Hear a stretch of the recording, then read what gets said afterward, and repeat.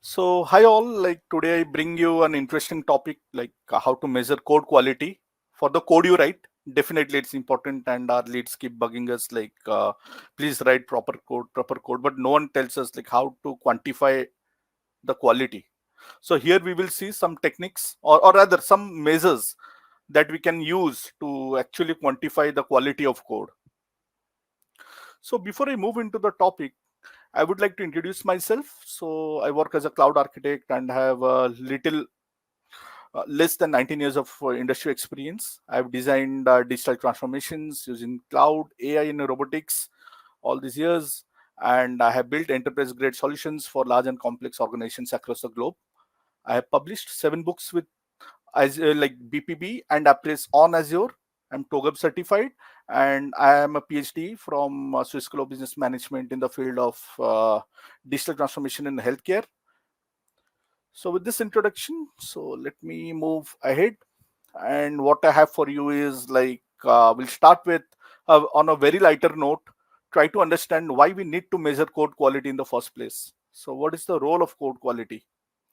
So once we understand that, then we will be able to understand or interpret the quality metrics that we have in hand and how we can use these metrics to measure the code quality. So we'll see that, and post that like we are going I'm going to show you. I'll open a live project, and I will show you in maybe a 2 to 3 minutes or a 5 minutes activity, so where I will show you how to measure the code quality for that entire project and how to interpret it as well.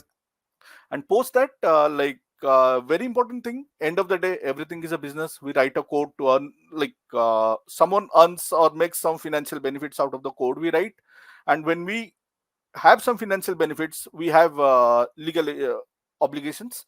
So what is the impact of bad quality code on business? I have a snip that I'll show you, but we won't be diving much into the business impact of code quality. Okay, to start with, why do we need to measure the quality of code? So why it is needed? So in the very first place, so if you don't write a proper code, we will end up in introducing bug in our code base, right? The delivery will be defective. You will have very fine guys sitting at the other end of the table and charting out very good functional requirements. They will strike up a very nice discussion with the customer, or you yourself, like many times like developers also get part of the team that does a business analysis. So during the business analysis process, so you will have the requirements crystal clear. You will be able to map all the NFRs, so you'll have everything in place. Then you go and like try to translate those requirements into code. So when you translate it, if the translation is not proper, or rather in a hurry, we write a code maybe for various reasons. Many times I see we get a push from the customer that we need the delivery right away, or like something we need to do this immediately or something like that. Due to some kind of pressure, we end up in writing some bad buggy code, and that adds to a defect delivery. And finally what we deliver to the customer is maybe like it meets the requirement, but when the customer plays around with it, then it sees that its functionalities are not working properly as expected or as outlined during the requirement discussion. So that is one of the areas. Then we have performance issues, very challenging. So we all face that. So like at least my team faces that. If my team is watching now this video, they can actually correlate what I'm talking about. So normally we do a performance test, but rather if you don't write the code properly, so we are liable to introduce performance issues, so that can bring down your system or make your system slow. Okay, so then we have the technical depth. That is a very important thing. We don't write proper code. Okay, we don't give proper comments, we don't indent it properly, we do all kind of things that should not be done with the code, and we end up creating a code that is lot of debt. Like what I mean by that is, as a developer, on the ground I write some bad code. Okay, then I hand over the bad code to my to another developer. I take a release from the project and I move to the next project. So the other developer will not be able to make out much of the things out of the code. Why? Because your code is not having that kind of quality that someone can easily read it and understand it. And that's how you add a technical debt to it. Okay, you are adding a debt to it, and this debt flows into the next thing, that is the maintainability. Okay, so the code won't be maintainable, and you will end up in having writing really bad code, and it's not maintainable. And to whomever you are handling it over, or rather, like, you are on a day leave, your peer comes and takes up your code. He won't be able to make out anything out of the code.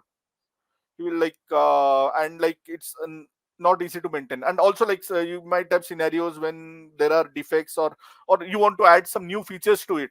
Okay, so if when you are adding some new features, if the current code base is not clean, it will be very difficult for it.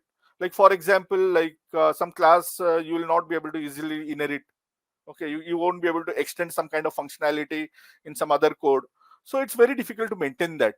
Okay, so if the code quality is not proper, and with all these, you end up introducing a business loss. Okay, because your customer will take this. And whenever any customer signs a contract, they have a penalty clause. Okay, if the delivery is not proper, they can invoke the penalty clause, and you'll get into the legal issues. Okay, the customer will say, okay, whatever it is, so I don't want to go ahead with let me just deliver this project. I don't want to go ahead anymore with you. I'll find some other vendor for my other stuff. Or they can pull out the project and give it to someone else, resulting in business loss. And you'll get into legal tangles, because they will invoke the penalty clause, and in turn everything will lead to a reputation loss.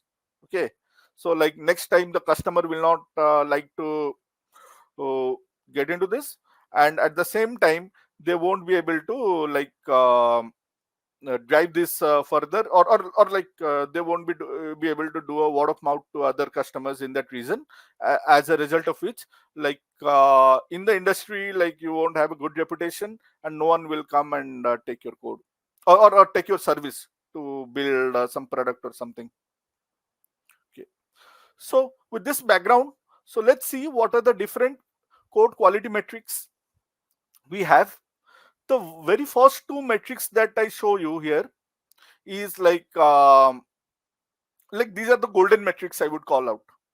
Whenever you write any code, so you should actually measure these metrics. Okay, one is the very famous Halstead software metrics. It's a very famous one. And what exactly it is, so it goes to the roots of how the programming languages are built. Any of the programming languages, it can be built using either it can be built, or when you write any program, it comprises of tokens. Okay, so what are these tokens? They can be operands or operators. Okay, so these operands and operators can actually define the complexity.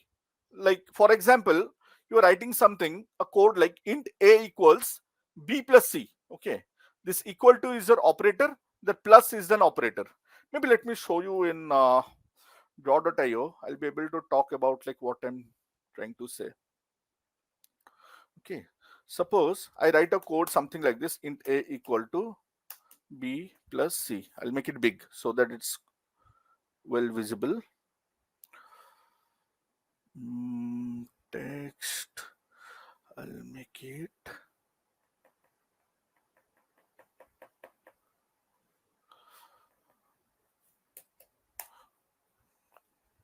sorry. Okay,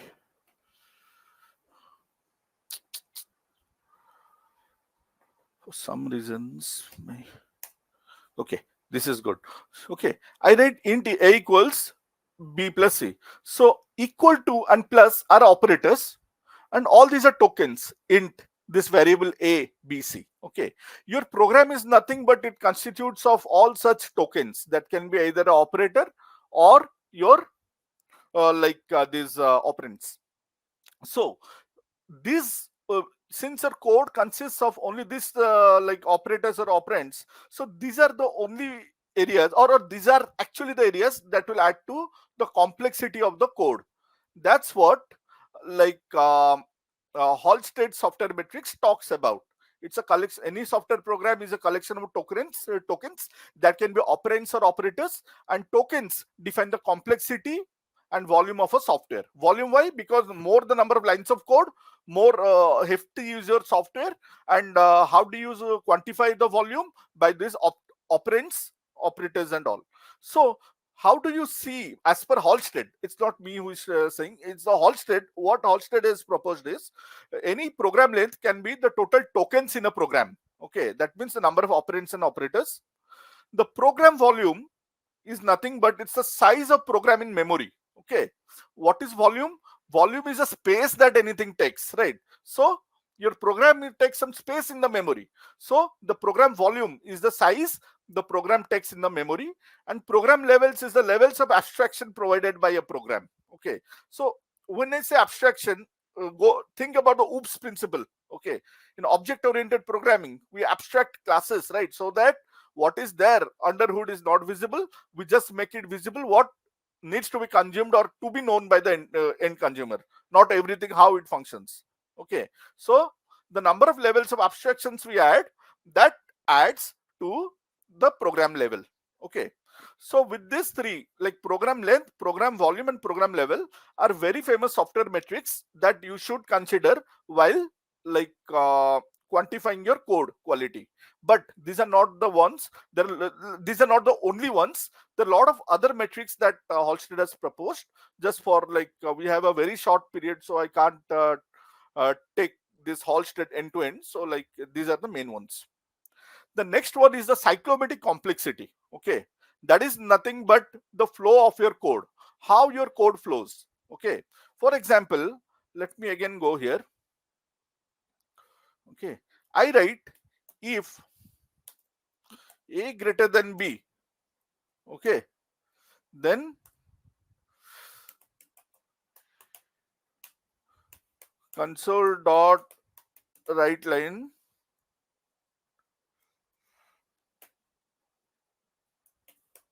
hello. Okay, one minute.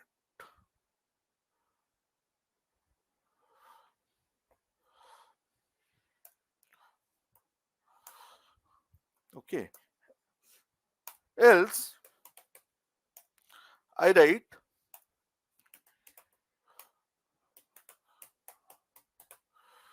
console dot write line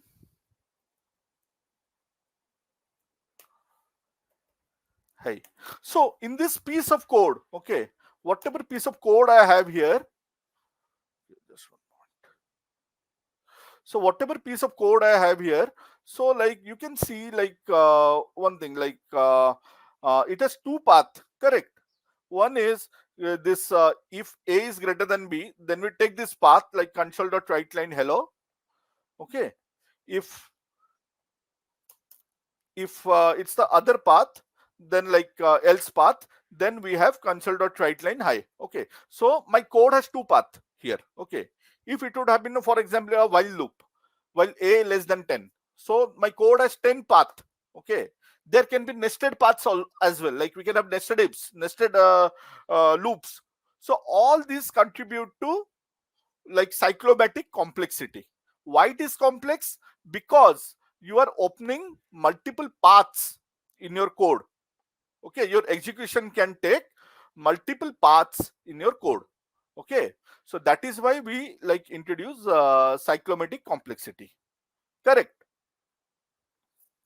So if you go by cyclomatic complexity here, in this case, my cyclomatic complexity can be calculated as 2 based on the number of path it is taking. Okay. So coming back here, so what is cyclomatic complexity? It is based on your code flow, how your code flows. Okay. More the number of code flows, higher is the complexity, greater is the probability of error.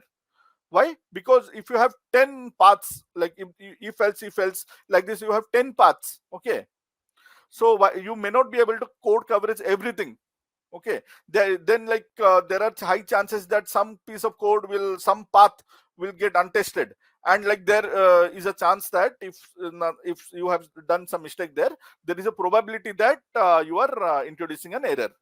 And number of paths the program takes, it is the cyclomatic complexity. So these two are the golden metrics. Apart from it, from Microsoft documentation, you can see few more metrics like maintainability index. Okay, so how well you can maintain your program, this is very important. And whenever you are measuring the maintainability index, make sure your code should be between 20 to 100. See, above 50 is very difficult, but at least 40 to 60 it should, 40 to 50 like it should be ideally. 10 to 20 is considered moderate, but if you are having a low score like 0 to 9, it is very dangerous. And how it is deduced? It is deduced from a formula. I don't have the formula handy here. You can go to the Microsoft site and see that it takes a len of a logarithmic calculation of Halstead volume, cyclomatic complexity, and the number of lines of code your code base has. Okay, based on this, like it calculates an index, and that index is between 0 to 100. 0 is less maintainable, 100 is most maintainable. That is what the maintainability index speaks about. Okay, so what is the importance of this? So when you have a low maintainability index, that clearly says that you can't hand over the code to someone, and if you're handing it over, then he is going to struggle with understanding the code and taking your code forward. Apart from it, if you introduce a new feature, then if you see a maintainability index score of is so less, then you should it's very difficult to add feature and all. And I will give you a very nice example. Like few years back, we were taking a project from another vendor. Okay, so it was a vendor switch. The very first thing that we did was we calculated the maintainability index, but again, this was not this formula. We never used we used Halstead volume and cyclomatic complexity, but lines of code was not factored in. So we calculated the maintainability index, and we saw that the maintainability of the code is very low. So we went back to the customer and said that the code is not maintainable at all. We can't take a KT and get started with it right away. This code requires refactoring. Okay, so what is the next thing that will fall from, or that will happen from this maintainability index? That is nothing but refactoring of the code. Okay, if the code is not maintainable, so the maintainable index will be low. So that is where you can decide on to make the code maintainable, I need to refactor and again do it. So for our customer, the project contracts were changed, and we could prove the customer that this is the score that it comes, and we are not going to take this project as is and maintain it. So we need to refactor it and then take it forward. So it changed the scope of the contract. The SOW got changed. Okay. So another important thing is depth of inheritance. I'll give you an example. Let me again go back to draw.io. Okay. I have a class A. Okay.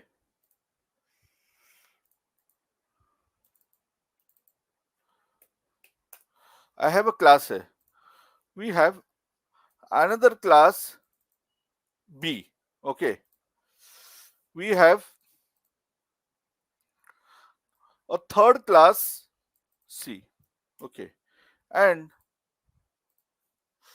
we have, say, another class D. I'll give an example.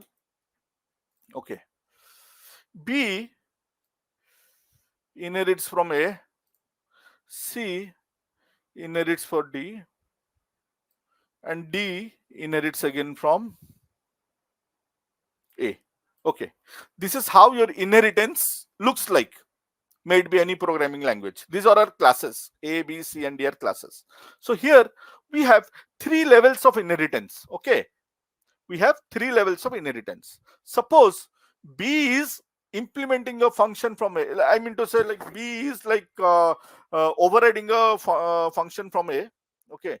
And D is also overriding the same function. And there is some changes in that function. Or overloading, sorry. Let's call it overloading. Okay. So it's both of them are overloading some function from A, and both and A, there is some change in the base class. So what will happen is, the normally what the developer did was he made some changes in class A based on the requirements of D. Okay, then this B and C goes into toss. Okay, because he did not consider or studied B and C properly. Without studying B and C, he made some changes in the base class based on the requirements from D. So your entire system goes on scoop. Okay, so there your it becomes complex. So the depth of inheritance is very important. For example, like I'll give you another example. So like A makes some changes, B is inheriting it. So the changes are in accordance to B, but C is also inheriting from B, and it can't consume the changes that A has made. Okay, so like again, like we are introducing error in this inheritance. So number of levels of inheritance, that is nothing but your depth of inheritance. In this case, the depth of inheritance is 3. Okay, so let me go here. So all that I said, number of different classes that inherit from one another, and more the inheritance, greater is the chance for introducing error due to modification in base class. Okay, so keep your inheritance minimum, but again, you need to inherit, or else like your code will not be reusable. But you need to strike that balance. So you need to write a proper code, but keep measuring the depth of inheritance. Another important thing is class coupling that we know, right? So what we do when we are writing any code, like we have two functions. Okay, so in one function, two functions in different class. Okay, so I write something like class A. Okay, this class A has like two variables. Okay, like int A. Okay, maybe like there should be properties, but I'm just like for to save time, I'm just writing it this way: public int A, public int B. Okay, then I have one more class. Then I have one more class. So in this class, I have a function. I have a function. So this function, what it will do is maybe something like public int, like maybe func. I will take A of A. You understand this, right? Sorry. This will be A of A, and I'll have my regular business code here. So what I'm doing is I'm trying to couple this class A in this. Okay, so in this function, so like I have this class A. This A object is passed here. So we are introducing some kind of a coupling out here. So, and this adds to complexity, because if there are like if something breaks here, okay, if something breaks here in A, okay, then the same thing, it will have an impact on function and it will break here. Okay, so like if you go by that, so this also adds to like code complexity. Okay, so this is the class coupling impact. So in another class, we are using another class that has a function, and that function takes like a class variable, and that class variable, like if there are any changes in the class, that can actually have some like impact on the code. The very next code quality metrics is the number of lines of source code you have. Okay, it can also include a blank line. So whenever you're calculating the number of source code, because more the bulky your program is, more is the chance that you can introduce an error. Okay, so if the total number of lines in a program like is some like x amount, so it's like proportionately your code is complex by x amount. Okay, then the lines of executable code, that means the number of codes that are actually executing. Okay, it can also include the blank lines. When your control flow is traversing through your code base, it's the number of operations that is actually there in that code base. Then few more metrics that I will call it out. Duplicate code. So when we write any code, like it's a maintainability issue actually. So when you write any code, you tend to like what to do is like you write some duplicate code, like we keep repeating the code again and again. Okay, instead like we should create a function, have all those code there, and call the function from different places. Okay, that will reduce the code duplication percentage. Then is the code test coverage. Okay, but again, code duplication percent is something that you won't be able to measure using your Visual Studio or VS Code.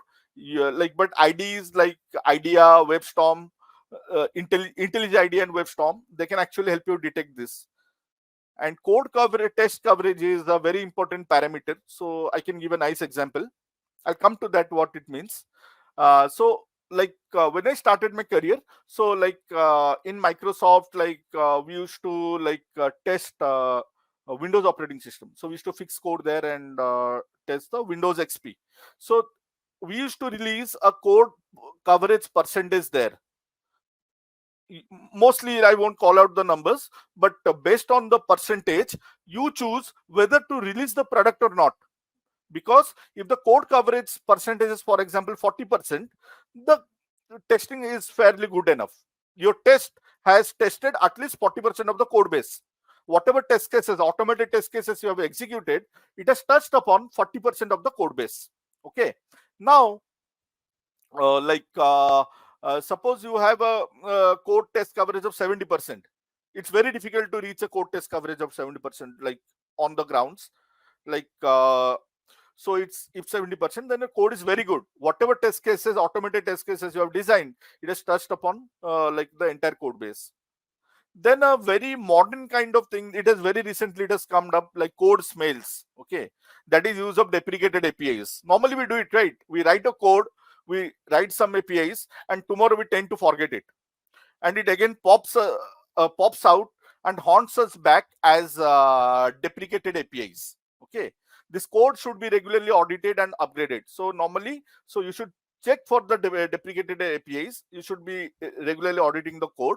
If there are any deprecated APIs, you need to take the necessary action, either upgrade it or like go for the next alternative substitute you have.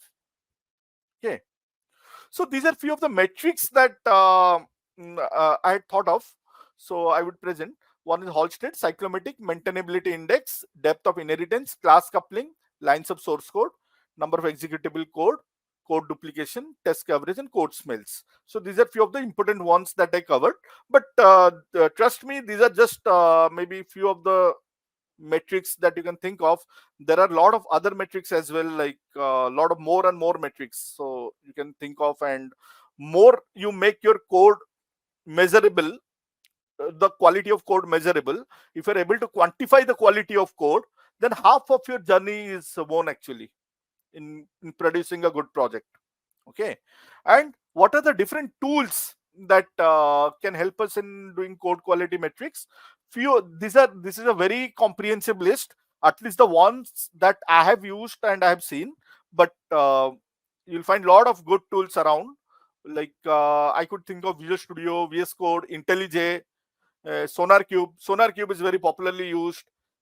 DeepScan, like if you're a JavaScript and a TypeScript, you write a lot of Angular program, you should consider doing a DeepScan. Okay, so with this background, like let me do, like it's all, or else it will look all theory. So I thought, like, let me do some Visual Studio activity. So I will show you in Visual Studio how you can actually analyze the code. It's very easy. So here I have a project. Okay, I have a project.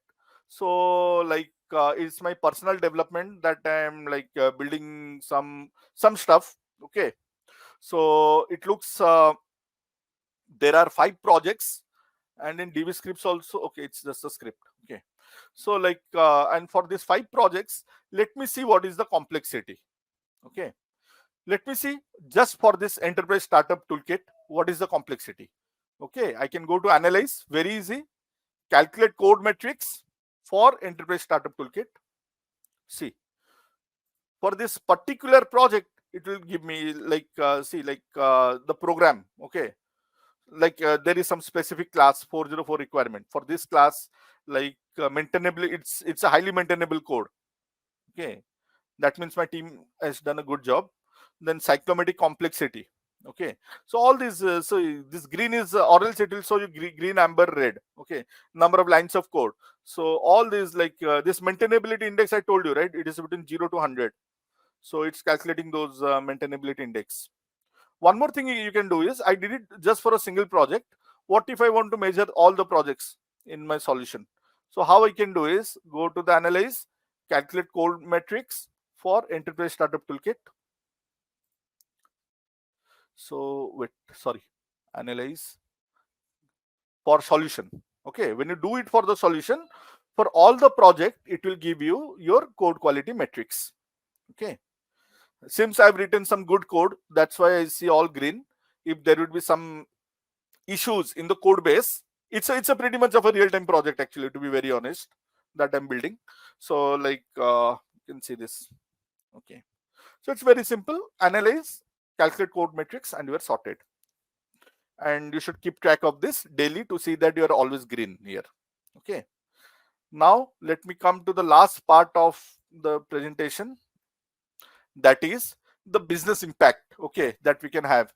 So there are instances in industry in India as well as abroad, like in US, in Europe, like where we have written bad quality code, and like there are a lot of like legal tassels and all that has happened.